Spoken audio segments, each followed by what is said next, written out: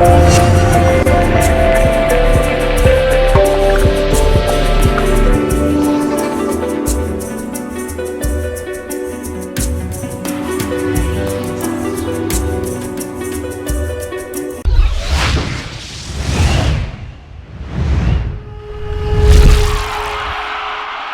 to the Startup Grind.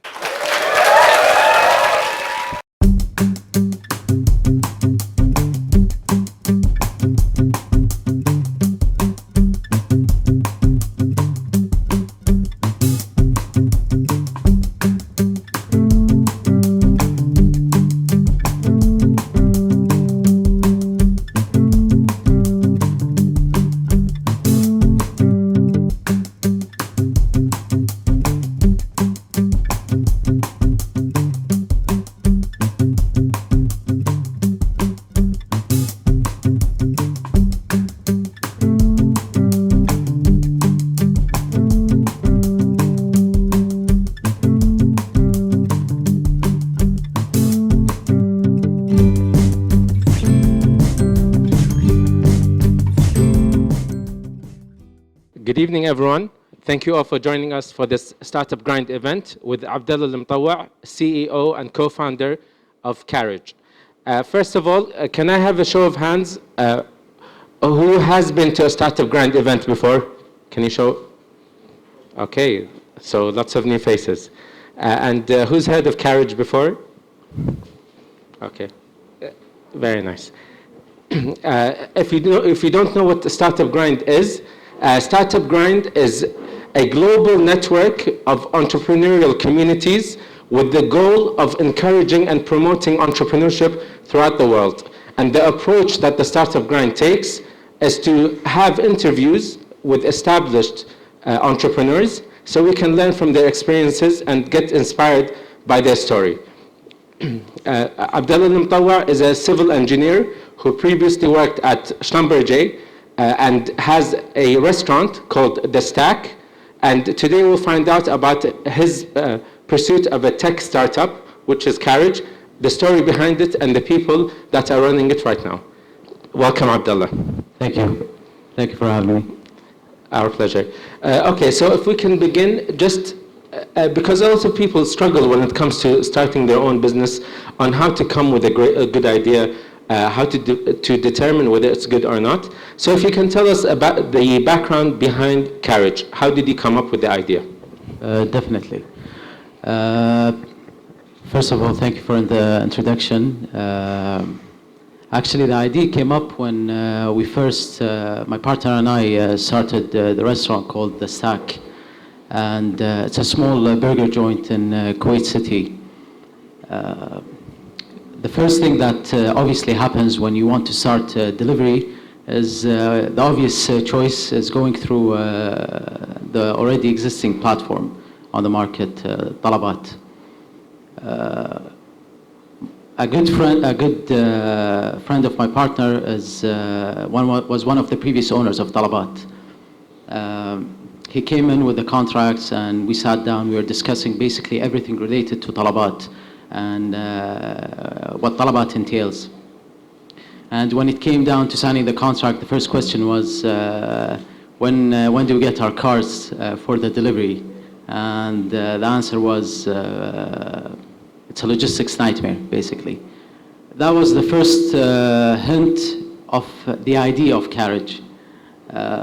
It started basically, I started thinking about that sentence, the logistics nightmare sentence. So the first thing I did was I sat down with my brother, who is one of the co-founders right now of Carriage, and we started basically thinking about the idea a bit more. What does it entail? How can we possibly do this or establish this company? And so with the two biggest things that came up were the tech component that needs to be the backbone of the logistics aspect of the delivery. So given that my brother was from a university in the Silicon Valley, he had a few people he knew from the tech sector there. And he introduced me to one of, I think, the smartest guys out there in terms of the tech component. And so we decided he's going to be our CTO. And basically, we sat down as founders, including our fourth founder, who's currently our Chief Operating Officer. And we started putting pen on paper, and this is essentially how the idea came up. Okay, but did you have any background in logistics? Because you're not a purely tech startup. So how were you able to think of the logistics of actually operating delivery service? Actually, we do think of ourselves as a tech company, number one, and a logistics company in the second factor. I think that we do have, I do actually lack the experience related to tech and logistics. I wanted to basically create and build something. And this was essentially what was driving me. I didn't want to shy away from the idea because I thought that it was a great idea and the business model was validated everywhere else in the world. The only issue was how do we formulate and build that business model around Kuwait's landscape. Generally speaking, companies or similar companies from abroad, they do deliver within a certain delivery radius. And just because of the vertical landscape that these companies establish in, examples of London, Dubai, Singapore, all these cities. With us, it was a bit different. A 2-kilometer radius from the restaurant basically means we do not deliver to anyone. And we just had to cater our tech and cater our logistics towards Kuwait. And alhamdulillah, I think, Tawafeet Rabbil Alameen, alhamdulillah, I think we have done a good job at it. Okay, so we can't avoid the elephant in the room, which is talabat. Anyone who wants to start a startup, usually when they say there's big competition, they shy away from it. And maybe talabat can easily go into the logistics that you kind of sort of focused on. Why did you choose to go into the same space with such a big competitor in the market? First of all, let me start by saying talabat is fantastic. I love talabat, and essentially talabat is what made me start Carriage. They educated the customers as to how to order from a phone application. They introduced this revenue stream to restaurants and basically educated also these restaurants. So the learning curve that they overcame just shows how persistent they were. In terms of competing with talabat directly, I honestly don't see that we are competing with talabat. I see that we are competing with the vendors that talabat are trying to target. But in the end, it's a different niche that we're going for. The niche that we're going for is essentially medium to high caliber restaurants. Whereas talabat, generally speaking, any restaurant that is a restaurant basically is on the platform itself. With us, it's a bit more about quality than quantity, and alhamdulillah, this is just what the consumer feedback is from our consumers themselves. I do see Carriage competing with examples of Deliveroo and Uber Eats just because we do share the same business model. But as I said previously, it's a totally different landscape. It's a totally different ball game. There are major barriers to entry, especially in the GCC region. One of which is, and one of the biggest, is the cultural difference. Having the secret sauce or the secret recipe abroad doesn't mean that if you replicate it here in the GCC that it's going to be working just fine. And I think that these big players have just started noticing that there's a huge demand for similar companies in the region just because of how the F&B industry looks. And I think we started in an amazing place, which is Kuwait, just because of the food landscape here. When you say, okay, it's working, kind of. When you say that Deliveroo would be a direct competitor, is it that you want to go to their market or the fear of them coming to the GCC? They are actually in the GCC. They are actually in Dubai, and Uber Eats is actually establishing in Dubai soon. As I said, these guys have the recipe for success in a vertical landscape, and with us it's more of suburban logistics rather than urban logistics. And that's essentially the biggest difference between what Carriage does and what these big players do. In their mindset, it's more of a scalability, scale to play. So the more regions they are, the more orders they do, the more restaurants they have. That's how they validate their business model. Okay. And you said that the focus of Carriage is more of a tech startup than a logistics company. In what ways does Carriage stand out in the tech sense? Because I remember you said in a previous conversation you mentioned machine learning, for example. True. Going back to the difference between Carriage and Talabat, let alone the business model, in the end, we are not just a consumer app. Let me just differentiate between what we do and what Talabat does. Talabat essentially is a platform market whereby orders are diverted from restaurants to customers, or sorry, customers to restaurants. And anything and everything related to the logistics is for the restaurant to deal with. With us, we saw that pain point with these restaurants, and we managed to streamline this process whereby we do have the control over the quality aspect of it. Meaning that initially when we first started the idea, we wanted to target the big players in the market, the big restaurants in the market, the guys who have waiting lists in their dine-in.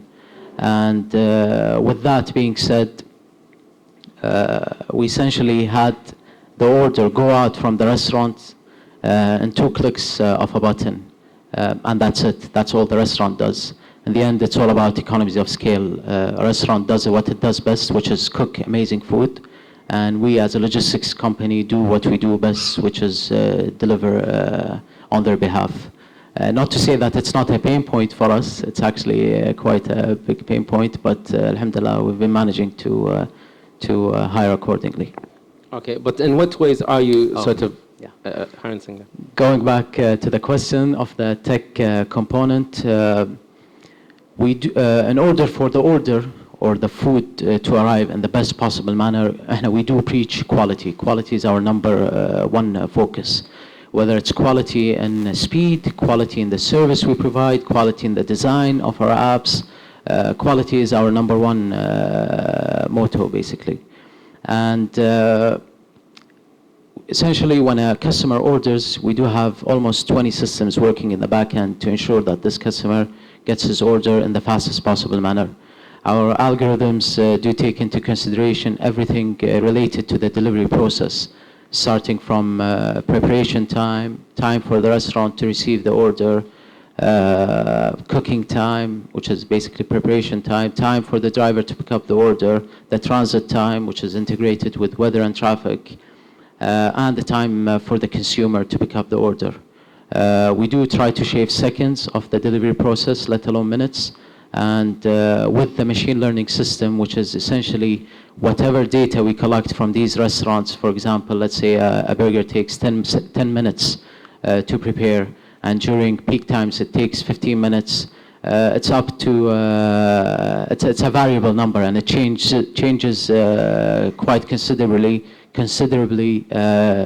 between weekends, weekdays, and all that stuff.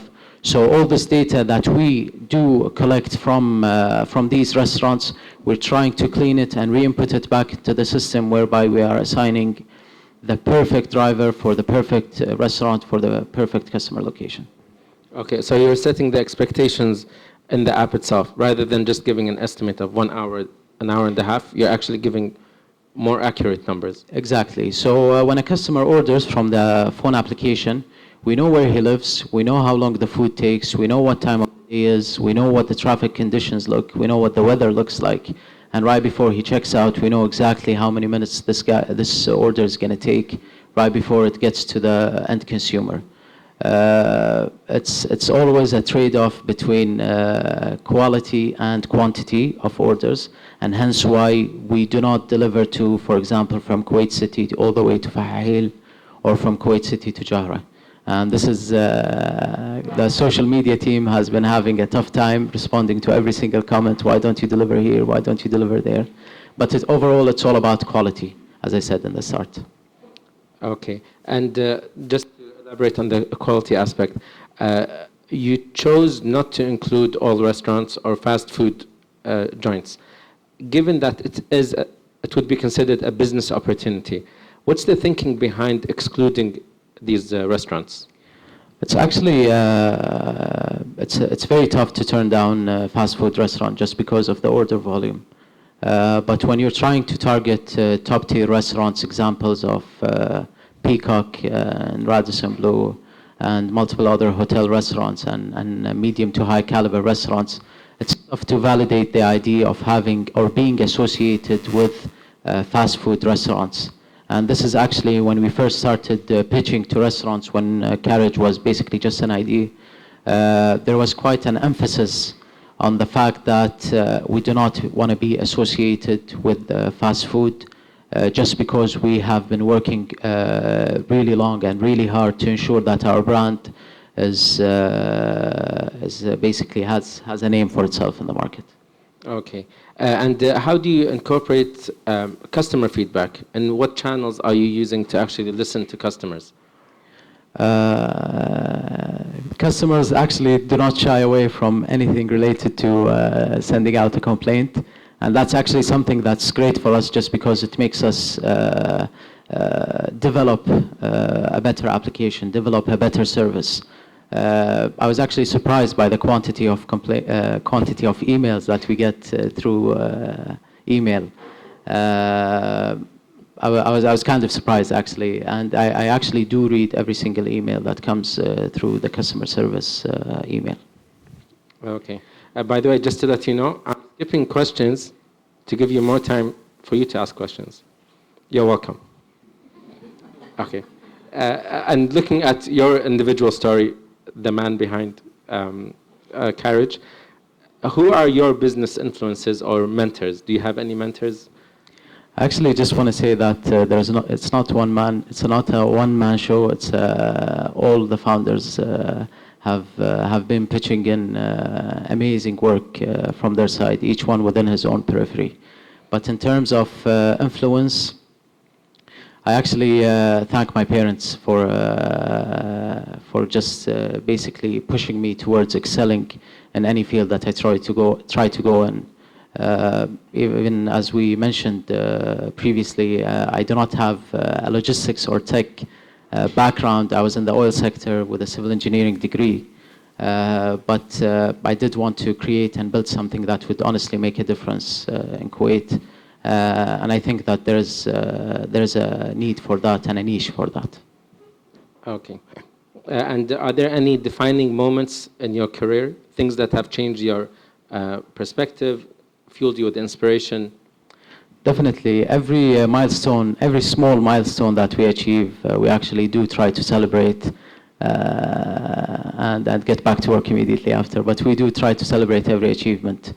Our first achievement was getting our seed round funding from our investors.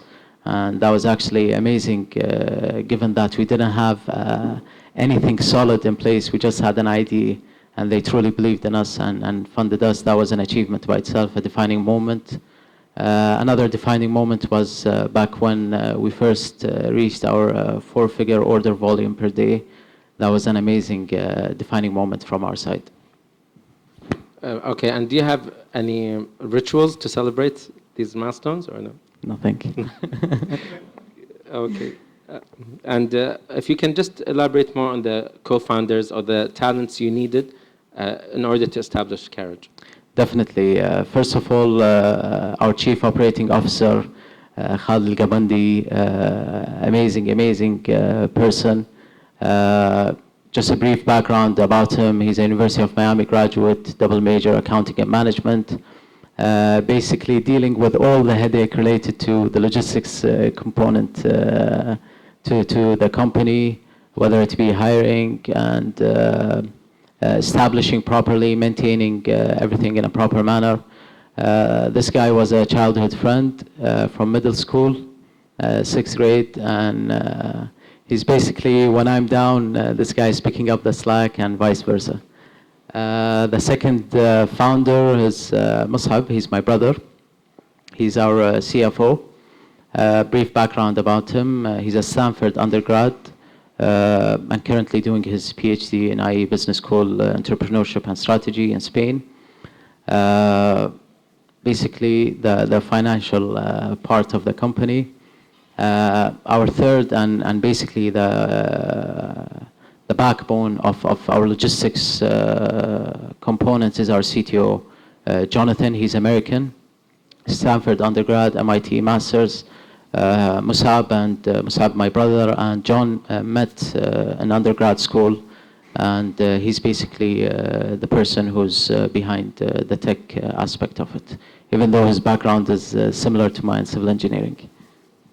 Nice.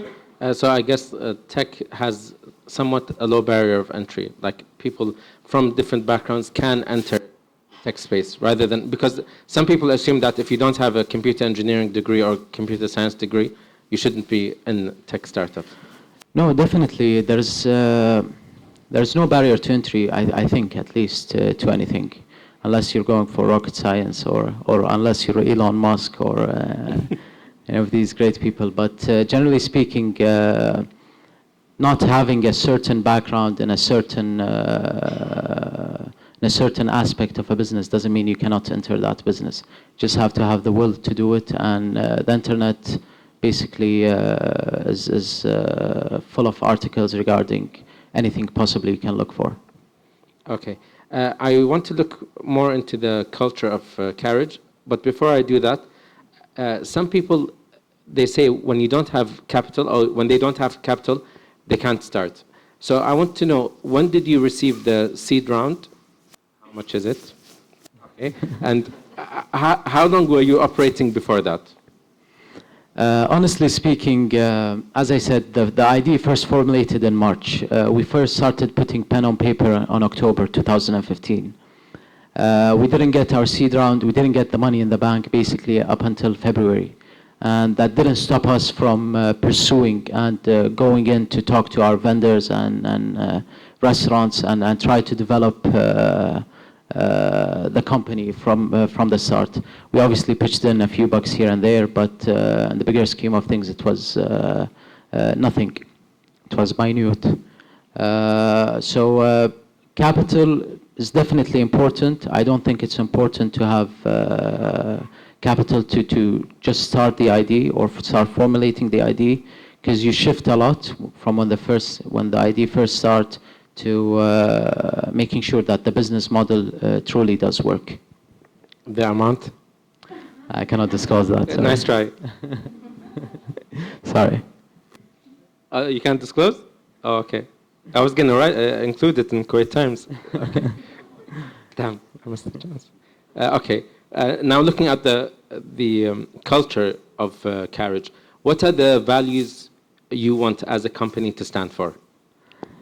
I actually want to talk about culture in two aspects, internal and the external culture, which is the culture of Kuwait. In terms of our internal culture, we do preach transparency, both from a physical space, which is our office space, and from the way that things are played out in terms of the team themselves. Ideas constantly bounce off each other. We honestly do have some of our couriers now who are pitching in as to how to update our applications, how to, and sometimes it's great feedback. So basically we do preach transparency, we do preach openness. We want everyone to have a say in creating Carriage and establishing Carriage. And that's actually, alhamdulillah, what excels us. Every team member feels that he's truly an integral part of the company. In terms of external culture, I think honestly one of the first things people need to look at before starting a business is how the culture is in the country. What's the consumer behavior? How does the consumer react to certain things? And addressing these issues from the start actually saves a long mile in the long term. Alhamdulillah, having small restaurants and dealing with customers here and there, and maybe delivering a few orders here and there for the stack, it gave us a feel as to what to expect, in a sense, from our customers, from and how basically these customers behave. Okay, that's interesting because I've spoken to a lot of business owners and they've formed a negative impression of the culture. So then they become really restrictive in terms of policies, like they don't want to give any refunds because then they'll be exploited. But Carriage seems to be quite open and quite sort of customer-centric, like you're on the customer side.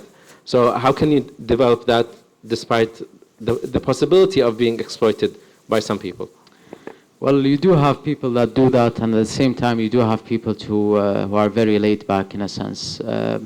Having an order delayed for a couple of minutes doesn't immediately initiate a refund.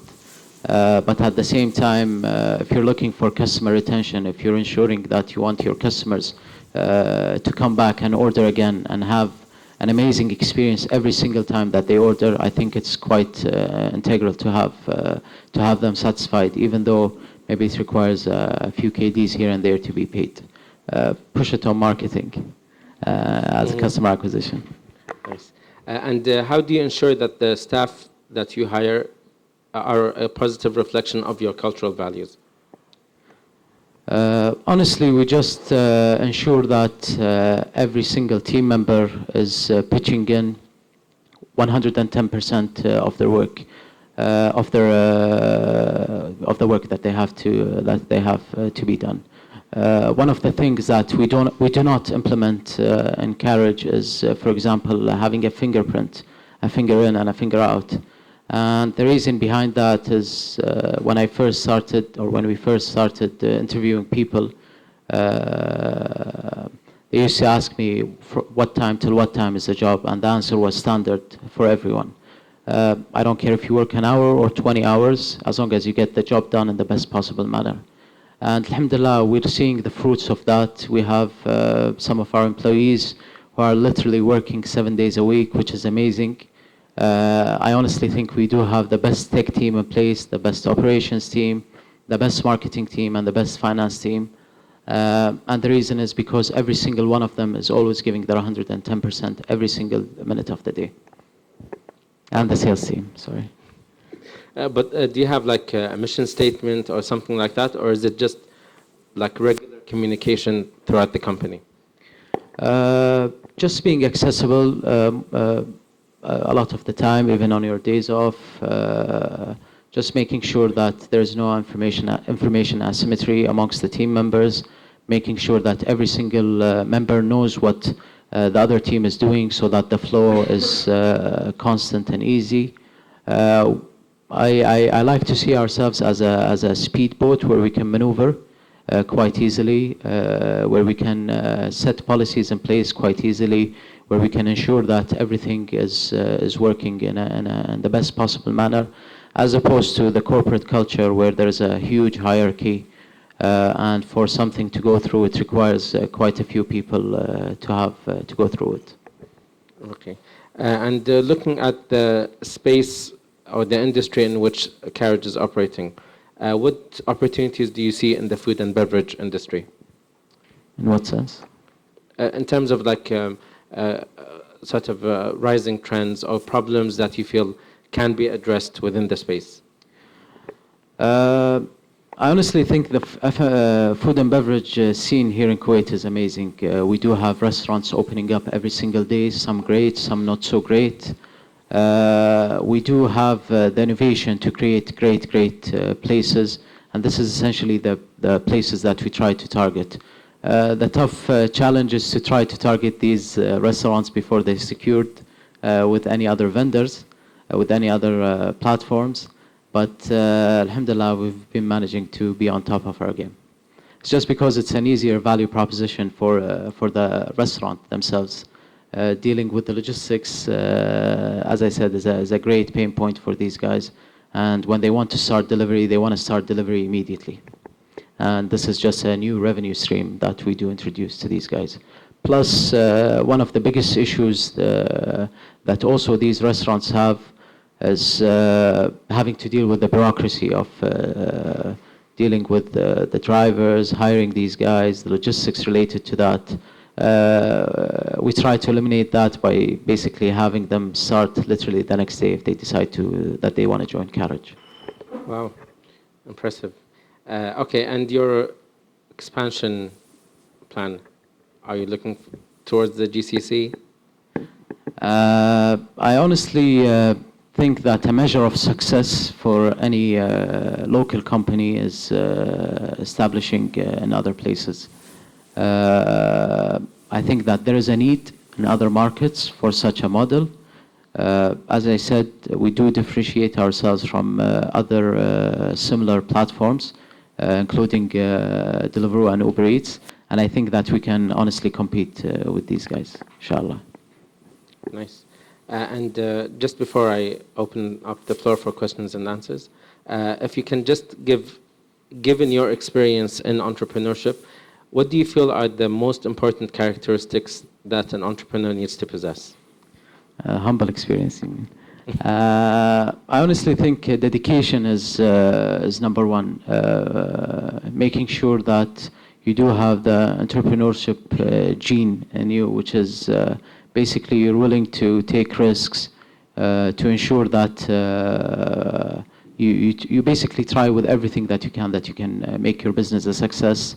There are a lot of sacrifices, whether it be, we're very social orientated here in Kuwait.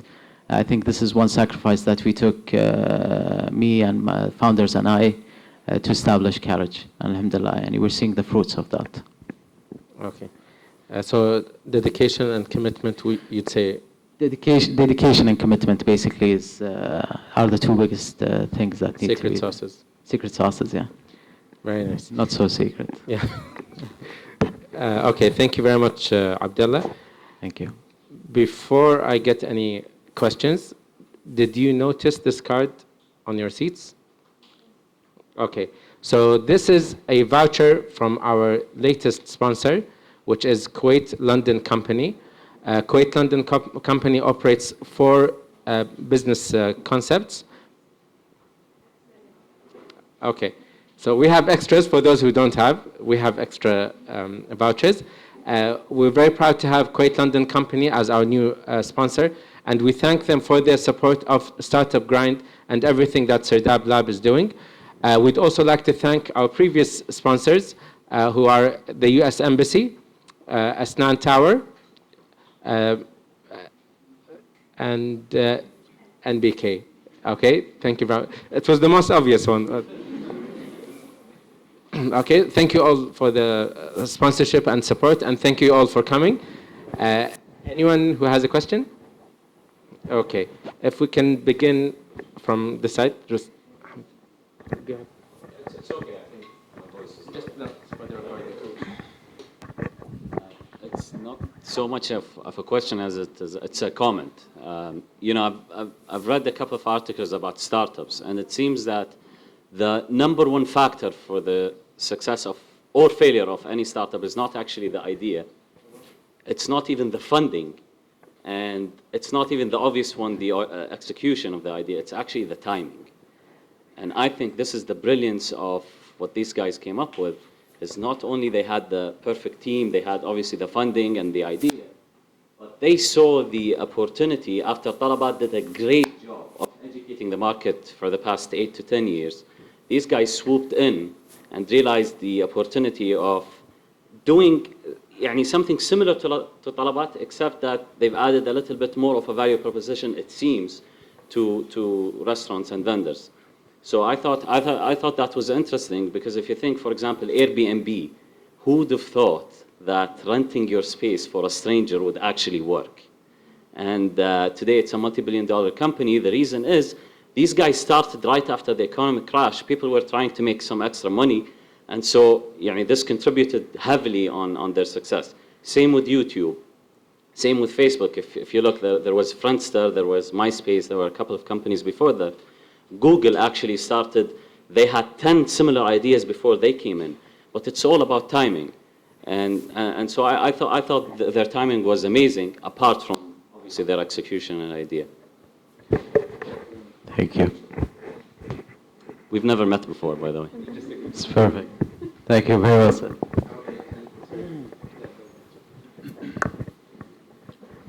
Hi, Abdullah. Yeah, hello. Mohammed Jafar. I would just like to say I'm really proud of what you have done, Saraha, with Carriage. I'm personally a big fan. I order at least once a week. My brother Mbarak, the owner of Kuwait London Company, orders almost on a daily basis from Carriage. I think definitely I see something special in you. You definitely have the entrepreneurship gene. And sorry, my voice is gone. I'm down with the flu. Cool. And I love the brand in terms of the brand elements. And well done, really. I'm really happy to see Kuwaiti youth, Kuwaiti people doing more, and we need more successes in this part of the world. The more successes we have, the better it is for all of us. So my question is now, what are Carriage's immediate needs right now? And how do you see Carriage in the next 1 year? Sorry, immediate needs?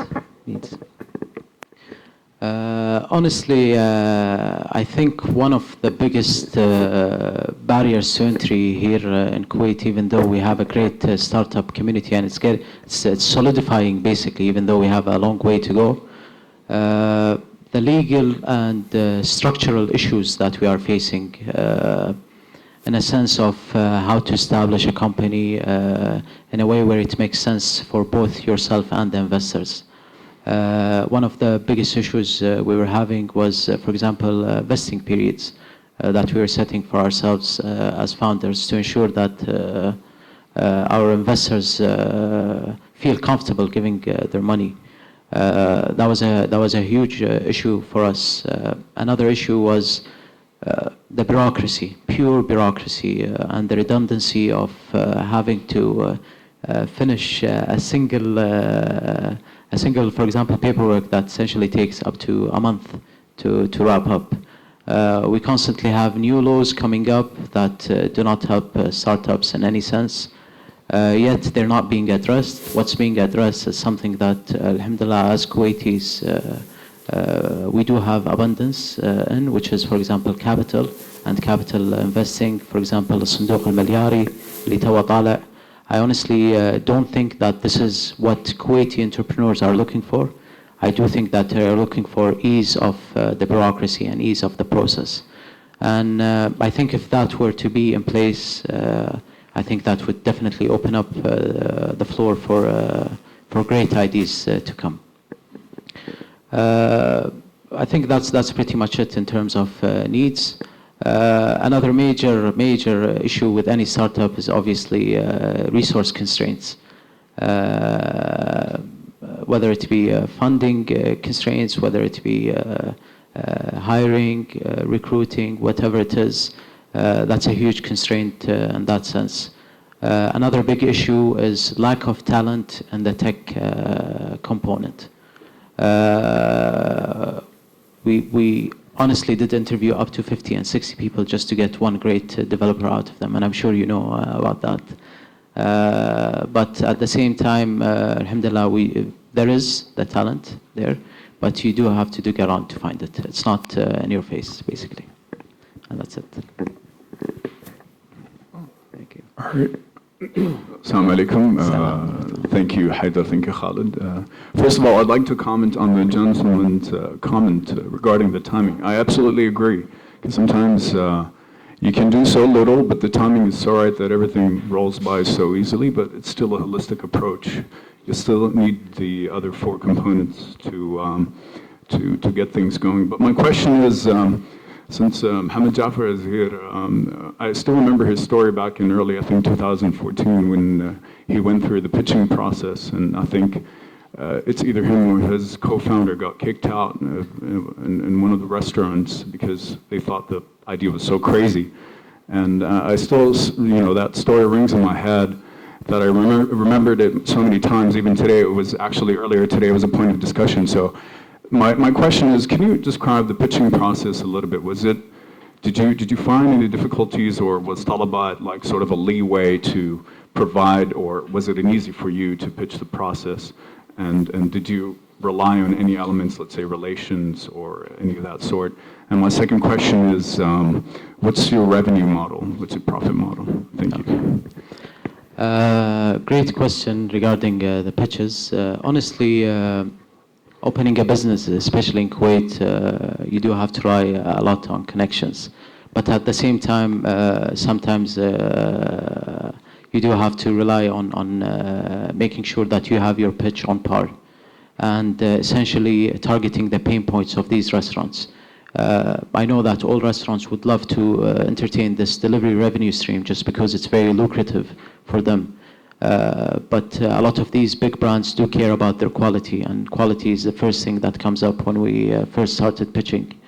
How do you ensure that the food gets there hot? How do you ensure that it gets there in the best possible quality? And actually signing up our first restaurant was a great milestone for us. We learned from it. We didn't get it right from the first time. We were being asked questions that I didn't know that we were going to be asked, and they seem to be recurrent throughout the pitching process, whether it be any restaurant. I think mostly the value propositions that we offered, let alone from a vendor perspective, which is the fleet that we offer them. And we do not basically bottleneck them with a certain amount. The value proposition for their end consumers was also great, which included, for example, live tracking of their order and knowing where exactly your order is throughout the process. And that basically up to 99% eliminated the idea of having a customer call the restaurant and getting frustrated as to where the food is. Generally speaking, people, when they order food, it's an emotional thing, and they order because they want to eat right now. They don't want to eat 2 hours later, they don't want to eat 1.5 hours later, they want to eat right now. And knowing where your food is just gives you this enough comfort to wait a few more minutes for your food to get there. Sorry, what was your other question? Revenue model. Our revenue model is based on a commission percentage fee on restaurants, and we do charge a delivery fee, and that's it. We do not charge restaurants to get as an entrance fee or integration fee to get on board. So this is actually another value proposition for them, that they literally do not have to pay unless they see the money coming in. And this was actually the easy sell for us. Guys, you do not have to invest in your vehicles. You don't know what your volume is. You do not just randomly bring in 10 or 15 cars. With us, our whole fleet is under you as long as you have an order coming through Carriage. And essentially it was an easy sell for us, alhamdulillah. السلام عليكم. السلام ورحمة عبد الله الله. دليجان. يا هلا ونعم. مرحبا.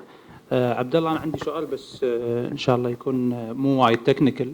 انتم عندكم فليت اوف سيرتن اماونت اوف كارز يعني بالنهايه، وتشرطون حسب علمي على المطاعم اكسكلوسيف، فشلون بتحلون موضوع انه في مطعم هيز نوت بيزي، يعني هو بالفعل ما عنده طلبات بس اونلاين اوتوماتيكلي يطلع بيزي، سبيشلي ان حتى لو بتزيد عدد زيارات راح تواجه مشاكل بالحكومه بطبيعه الحال زياده على هذا، والاهم برا الكويت يعني اذا رحت الخليج او برا. سلامتك.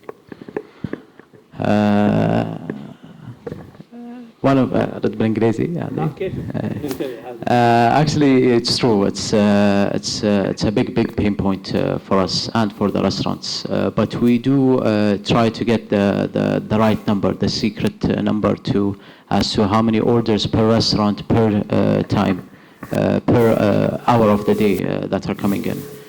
We do get some peak times that we essentially get hundreds of orders in a matter of 15 or 30 minutes.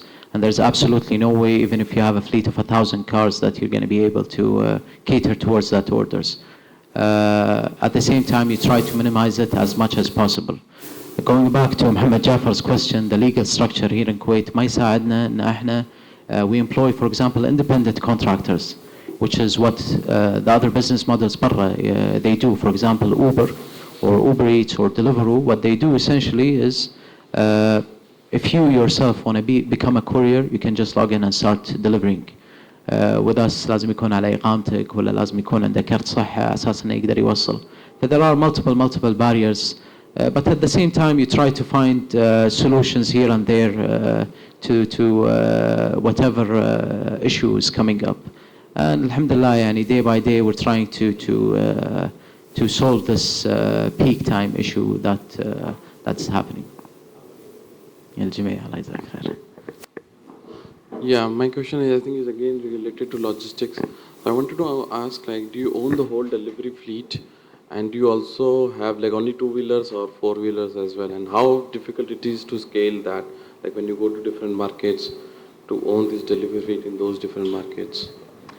I honestly think Kuwait is the toughest market to start, just because it's all about connections, and that's essentially how a business works here, especially with the governmental aspect of it. But you do try your best to get to pay a premium price to make sure that you retain your couriers, that they do not try to find jobs here and there, and essentially treat them as any other team member in the company. And that's actually, alhamdulillah, what's retaining them. We try to incentivize them, make them feel like they're truly an integral part of the company. Alhamdulillah, it's been working great. Evening all. My name's Martin. I run the Kuwait British Business Centre. Nice to meet you, Abdullah. Nice to meet you too. You're an engineer who opened a restaurant and then started a tech company. How much of the entrepreneur gene, as Mohammed mentioned, do you have? And can it be taught, or do you have to be born with it? I honestly don't think you can put a number on the gene itself, but I think that me graduating and going into the oil sector, into the private oil sector, and the way that the job was, it was physically very intense and even emotionally. And we used to stay weeks on end in the desert. And it just, you realize that this is the real world and you want something better. And generally speaking, I just wanted to start something that actually would make a difference in the greater scheme of things. But that's pretty much what got me going. But as in a number by itself, entrepreneurial gene, I don't think it can be valued. And in the sense of being taught, I think that if people do see others or other startups focusing and basically investing all their time and seeing the success that comes behind it, I think that by itself is a great drive for anyone and everyone to start their own company. Hello. I'm Afsar. I am associated with an American company. For some time, let me put the ball in your court. How choosy are you in selecting restaurants? I know, yes, many restaurants would be loving to get associated with you since the brand has become big. But not all the restaurants you are going to get associated for so many parameters what you have or the standards what you would like to maintain. If you could name a few, that would be beneficial. Name a few parameters that we go by to select a restaurant? Yep. Definitely. First of all, there are multiple parameters. Generally speaking, as I said, fast food is not something that we do entertain. So that's right off the bat is restaurants that we don't get on board. Another thing we do look at is how well they integrate with our operations. For example, location is a big part of it. Cuisine is a big part of it. I don't want to have 50 burger places on my platform. But I do want to have 5 great burger places on my platform that people do generally order from. So it's either cuisine, location, or basically trying out the restaurant and making sure that you like it. Quality itself. As I said, fast food, you're talking about huge quantities, and it's still not something that we entertain, but sometimes you do have, for example, hotel restaurants that they do preach quality, but not quantity. In the end, it's a trade-off, as I said. It's either this or that. You cannot go for both. It's tough to go for both. Thank you. Hi there. I noticed when you were giving credit for how you started your company that there is an American entrepreneurship influence there, and I wondered where you graduated from, and also what are the things that mesh so well in terms of American entrepreneurship and influence and Kuwaiti culture? Great question. First of all, I graduated from the States, from Virginia Tech. Second of all, there was a huge barrier to overcome between American entrepreneurs and local entrepreneurs, just because they are very well established in that sense and extremely professional in that sense. The legal structure there helps to establish a startup in the best possible manner. So we had to basically overcome a learning curve with our co-founder, and to ensure that even other local founders, just to ensure that we're on the same page, everything is up to par, that the Kuwait bureaucracy works in that sense. There's nothing we can do about it. And essentially just seeing things in real life makes a huge difference, rather than basically working remotely. And that's basically how we overcame it. Managing the stack itself. Actually, my partner is. My partner. Yeah. It's full-time on Carriage. If I had an extra hour per day, I would pitch it on Carriage. But I noticed that you didn't mention Try Caviar as a competitor or a point of reference. So I was wondering if you're affiliated with them, and if so, were you able to learn from any of their strengths or weaknesses when opening in Kuwait? Definitely. First of all, thank you for bringing this up, and I wanted to bring it up either way. This is actually something that we have been getting a lot of comments about, just because of the similarities with the logo and the similarities with the try in the start. Let me start by saying that the try that was incorporated in the beginning of the domain was just because I didn't want to pay hundreds of thousands of dollars to buy carriage.com domain. And Try Carriage just seemed like a great beginning for the name itself. It's a call for action, basically. And I honestly didn't think that customers would our customers would look at the logo and think that this is essentially, I thought that they would look at the service itself and compare it to that. But let me start from the beginning as to when we started first our branding. We hired a French-Canadian designer who basically did the design for us. And in order for us to explain what the business was, we did reference Caviar, we did reference Postmates, Foodora, Deliveroo, all these players that do have a similar business model, so that he has an idea of what we are going for. And the first few iterations of the logo were basically a carriage, a real carriage with a wing, which I didn't think was very professional. And actually one of the restaurants we were pitching for initially, and I do like their taste and their branding. I showed him the logo of our current logo, and I showed him the carriage logo and a few other logos. And right off the bat, he told me that this is the logo itself. I do see the similarities, and I do see that it could raise some questions. But if you look closely, it is different.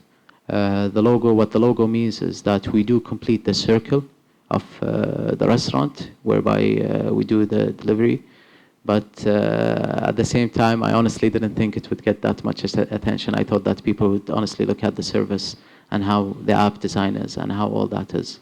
In terms of the business model, we're totally different. We're not associated at all whatsoever with Caviar. And generally speaking, when you try to associate yourself with a certain brand, you do look at a brand that's very well established and not a brand that nobody knows about and knew about just because of you. So that's another thing. But great question, thank you. First of all, I'd like to applaud you on all your efforts with your team on starting this business. And my question is, what are some of the challenges you faced at the time of executing it? You mentioned bureaucracy, where there's some challenges in licensing and building the tech platform. And how do you tackle those? Definitely. Obviously, bureaucracy is a discussion that has been talked about a lot, so I'm not going to elaborate on that.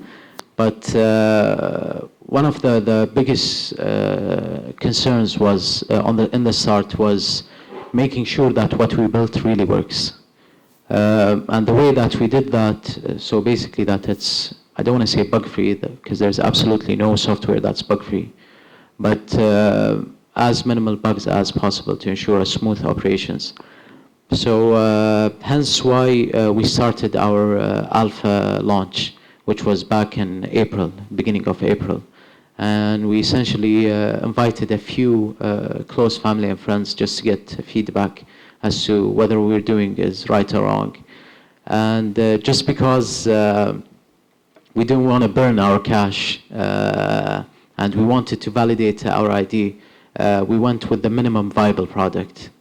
And alhamdulillah, it seems like the minimum viable product was a good enough product for our consumers. And as we go, I honestly think our app is still in beta. I don't think it's still fully functioning. We're adding features as we go along. In fact, we have a new release coming in this Wednesday, just a heads up.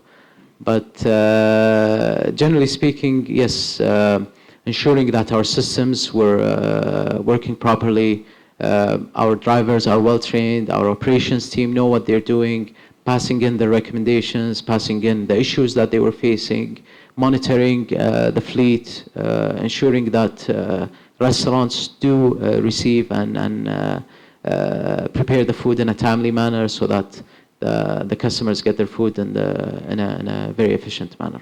Hello. Okay. Hi. I was just wondering, what other channels of revenue do you use, or do you have? Currently, our revenue stream is the commission-based fee that we do take from the restaurants, and the delivery fee, which is a 1 KD flat fee. That's it. I want to say it's not really a channel, but customer satisfaction, which in return provided word-of-mouth marketing for us. This was actually our best marketing scheme. We did do some minimal marketing. We did some minimal marketing, basically, whether it be social media, whether it be our offline marketing, which is our branding on our vehicles.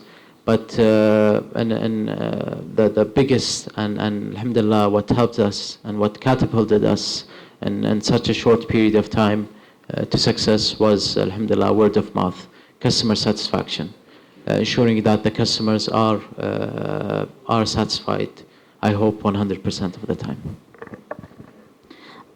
You mentioned before that you are targeting the quality, not the quantity. And let's say a certain kind of restaurants. So I have this question for you.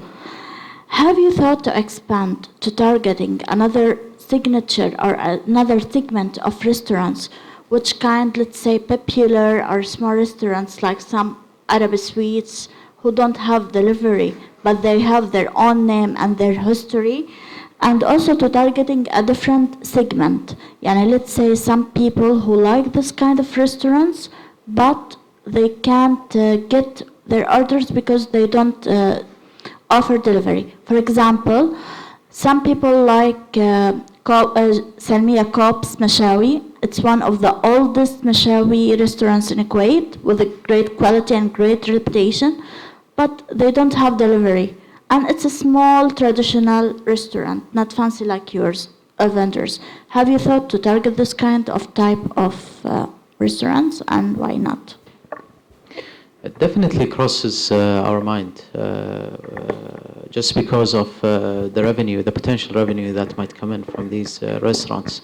But at the same time, targeting the niche that we're going for, which is basically these medium to high caliber restaurants, it would turn them off. It would turn potential restaurants that we want to target off if we were to have, for example, a Mashawi place or any of that. Not to say that I don't enjoy eating at these places. I actually love, especially Badr al-Budur or Burgan or Bnei al-Gar. But it doesn't mean that just because I enjoy eating in these places that I have to put them on their platform. They do have other platforms to be on. Hi. Quick question, not having to do with business. Can you give us a little bit more information on how you manage the infrastructure that runs the app? Do you have a dedicated team? Is it outsourced? A little bit on that. The app itself? The infrastructure, the tech infrastructure. Our tech team is in-house. We absolutely do not outsource anything. I do have a phobia of people basically copying but at the same time, we do have our tech team in-house. We do our designs in-house. We do our systems in-house. We do not outsource anything, and just because, alhamdulillah, we do have the capability to do that, we basically do have the liberty to do that just because we have the capability, alhamdulillah. We have a solid tech team in place, and they're doing an amazing job at what they're doing. Yes, they are in Kuwait, yes. Hello. Hello. Why and how did you call it Carriage? Carriage, great question. Carriage, we didn't want to have a name that's associated with food. I wanted to have a generic name, just because having logistics means that you can potentially entertain any avenue or any potential thing that can be delivered, and it doesn't have to be food related, and hence the generic name. And going back to the caviar question, hence why, for example, we didn't go for Carriage KW or Carriage. We didn't want to be constrained by a country or by a certain segment. And did you have another name? We did have a lot of names, a lot of names. Carriage. Carriage was actually not one of our top names that we were going for. We did want to have a local touch, similar to what other businesses are doing. For example, Talabat, My Fatura, El Book, all these players. But at the same time, we did want to seem professional. We did want, not professional, but we did want to seem as we are a brand that you wouldn't see in Kuwait, as if it were a brand coming from abroad. But we did have a lot of names, and Carriage was basically, when all failed, we went for Carriage. Okay, last two questions. Assalamu alaikum. Khurk Fahad Zaid معك. Obviously, your cost structure involves transportation as a logistics for delivery for food. So, because of the rising gas prices, how do you think this is going to affect your cost structure? What are your mitigation strategy for this kind of threat? Thank you. It honestly affects us. The minimum increase was 40% on gas prices. Alhamdulillah, given the revenue model that we have in place, we do have some leeway to play around in a sense of the expenses. But it caught us off guard. We didn't expect it to be implemented that fast, even though they were speaking about it since the beginning of the year. But we did have the liberty, alhamdulillah, to pivot and to adjust to not to have a huge loss in that sense. But if you look at it in the bigger scheme of things, 40% is quite a substantial amount. But in the greater scheme of things, it's not that humongous. I honestly do not remember, but ينعدون على أصابع يعني they were just a few. The issue with not the issue, but having drivers, we cannot just basically hire and have drivers on production the very next day. We do have a very intensive training process for these guys, down to the smallest thing. For example, when you call a customer, first of all, one of the things that I hated about food delivery was the way that a driver calls and hangs up immediately. And this just used to piss me off, you know. So for example, down to the sentence that they say to the customer when he calls. For example, hello, this is Carriage, your food, for example, from X restaurant is outside, come and pick up, please. So we do go through an intense training program, not just on how to handle food, how to talk to the customers, all that, but also on our driver applications, how to basically use it, utilize it. Okay, thank you very much. Thank you. Thank you very much, Abdullah. Thank you all for your questions. I just have a small comment to make because the issue of entrepreneurial DNA came up just like a bit. And the assumption is when we talk about DNA is that it's something that's fixed and you can't really change it. But in reality, DNA itself, there's something interesting called gene switching, which means you activate and deactivate certain parts of your genes. So even biologically speaking, there are certain things that can be switched on and off depending on the environment and depending on what you do, the activities that you do. So if you feel like you don't possess the entrepreneurial DNA, maybe you can activate it in yourself. So thank you very much to you all. Thank you very much, Abdullah Al-Mutawa. Thank you for having me. Thank you so much. And I'd like to present you with this humble gift. Thank you very much. No, they haven't expanded to flowers yet. Okay, and we have some lovely food by our food vendor, Q Cafe. So please enjoy. Thank you.